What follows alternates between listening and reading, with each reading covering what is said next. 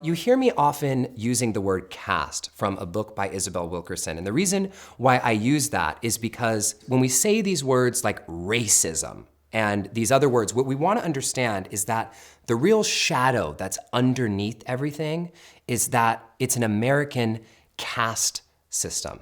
It is a system that ranks us based on a completely arbitrary social structure. And we all live into this social structure every single day. Let me read to you something else. It says this: if they were to convert this wilderness and civilize it to their liking, they decided they would need to conquer, enslave, or remove the people already on it and transport those they deemed lesser beings to tame and work the land to extract the wealth that lay in the rich soil and shorelines. To justify their plans, speaking of the colonizers, they took pre-existing notions of their own centrality, reinforced by their self-interested interpretation of the Bible, and created a hierarchy of who could do what, who could own what, who was on top, and who was on the bottom, and who was in between. And there emerged a ladder of humanity, global in nature, as the upper rung people would descend from Europe with rungs inside that designation. The English Protestants at the very top, as their guns and resources would ultimately prevail in the bloody fight over North America. Everyone else would rank in descending order on the basis of their proximity to those deemed most superior. The ranking would continue downward until one arrived at the very bottom.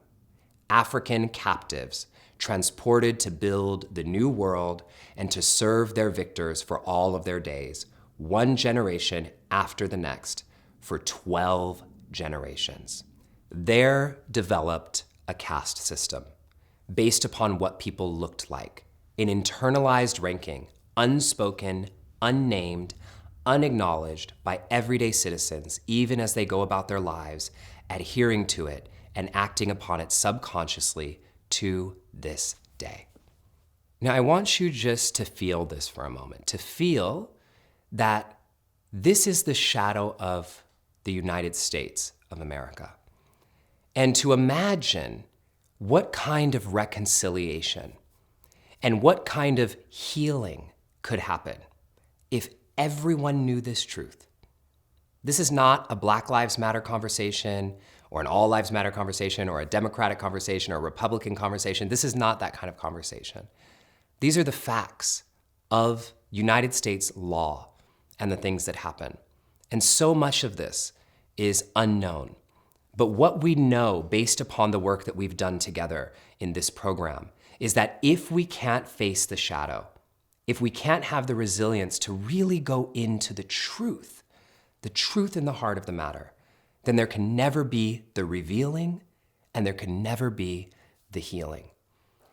None of us were here when any of this was created. But right now, in the present of this infinity moment, we're the only ones who can heal it.